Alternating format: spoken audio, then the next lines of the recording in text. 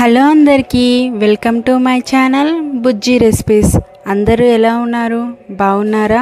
ఈరోజు ఒక మంచి రెసిపీతో మీ ముందుకు వచ్చానండి. ఈ పండగకి ఇన్స్టెంట్గా అయిపోయే ఒక పిండి వంట నేను తెచ్చానండి. అదేంటంటే అప్పాలండి. ఒక చిన్న టీ గ్లాస్ అంత ఆయిల్ ఉంటే సరిపోతుంది, ఇవన్నీ అప్పాలు చేసుకోవచ్చు. అలాగే ఒక బియ్యం పిండితోనే ఇవన్నీ చేసుకోవచ్చు అండి. చాలా సింపుల్ ఇంగ్రీడియంట్స్, ఎక్కువ టైం ఏం పట్టదు, ఫటాఫట్ అప్పటిదప్పుడు చేసుకోవచ్చు.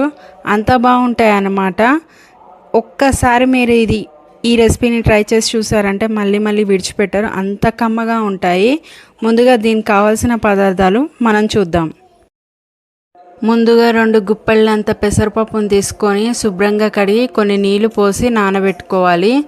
తర్వాత సన్నగా కట్ చేసుకున్న ఉల్లిపాయ ముక్కలు, సన్నగా కట్ చేసుకున్న పచ్చిమిర్చి, సన్నగా కట్ చేసుకున్న కరివేపాకు రెడీ చేసుకొని పెట్టుకోవాలి.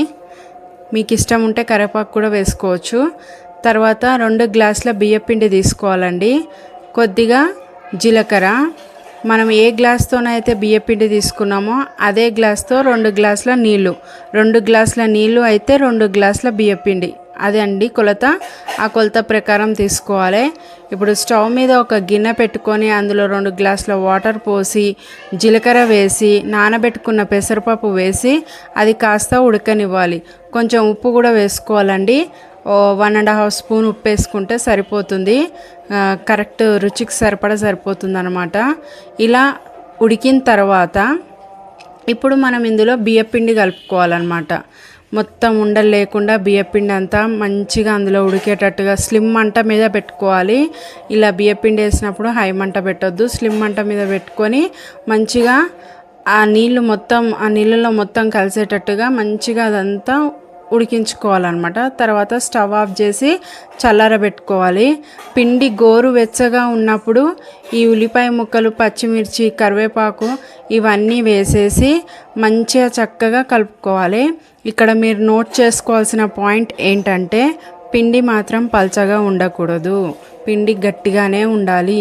పల్చగా ఉందంటే మీకు అప్పాల్లాగా ఒత్తుకోవడానికి రాదు. పిండి గట్టిగా ఉంటేనే మీకు అప్పాల్లాగా ఒత్తుకోవడానికి వస్తుంది, అది వేయించుకోవడానికి కూడా వస్తుంది. ఒకవేళ పల్చగా అయిందనుకో, మీరు నూనెలో వేయంగానే ఆ అప్పాలు అనేటిది ఇట్లా విడిపోతుంది, పిండి అనేటిది విడిపోతుంది అనమాట, విచ్చుకపోతుంది. కాబట్టి ఆ పాయింట్ని దృష్టిలో పెట్టుకొని మీరు పిండిలా నేను ఇక్కడ చూపించిన విధంగా గట్టిగానే కలుపుకోవాలన్నమాట.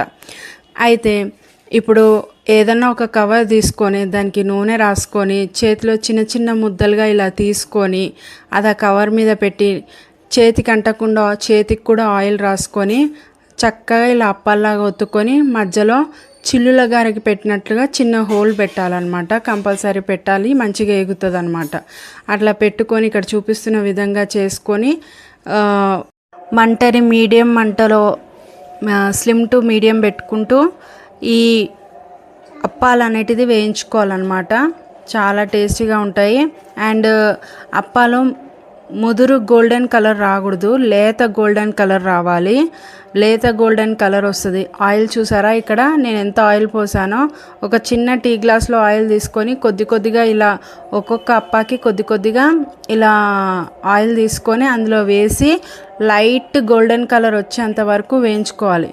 లేత బంగారు కలర్ వచ్చేంత వరకు వేయించుకొని 2 పక్కల వేయించుకుంటూ తిప్పుకుంటూ 2 పక్కల వేయించుకొని తీసి పక్కకు పెట్టుకోవాలి. ఒకవేళ ఆయిల్ కనుక అయిపోయింది, ఇంకొంచెం పడుతుందంటే కొద్దిగా పోసుకుంటూ ఒక్కొక్క అప్పాకి కొద్దిగా పోసుకుంటూ వేయించుకోవచ్చు. నాకైతే చిన్న టీ గ్లాస్ అంత ఆయిలే పడింది, ఇంకా కాస్త తక్కువే, టీ గ్లాస్ నిండా కూడా పడలేదు, ఇంకా తక్కువే పడింది అనమాట. ఎంతో ఈజీగా చేసుకోవచ్చు అండి, ఆయిల్ ఎక్కువ పడదు. మళ్ళీ ఒకటి పిండి ఐటమ్ రైస్ ఫ్లోర్ అనమాట, ఈజీగా చేసుకోవచ్చు. ఇలా లైట్ గోల్డెన్ కలర్ వచ్చిన తర్వాత ఇలా ఈ కలర్ రాగానే తీసేసుకోవాలి. అంతే అండి, ఎంతో టేస్టీ అయిన ఈ పండక్కి అప్పటికప్పుడు చేసుకునే పిండి వంట అండి. అంత టేస్టీగా ఉంటుంది, చాలా కమ్మగా ఉంటుంది. వేస్తూనే తినేస్తారనమాట. అంత బాగుంటుంది. మీరు ఒకసారి ట్రై చేయండి. నా వీడియో కనుక మీకు నచ్చినట్లయితే నా వీడియోని లైక్ చేయండి, షేర్ చేయండి, నా ఛానల్ని సబ్స్క్రైబ్ చేసుకోండి. మరిన్ని మంచి మంచి రెసిపీస్తో మీ ముందుకు వస్తాను. అంతవరకు బాయ్ బాయ్, టాటా, సెలవు.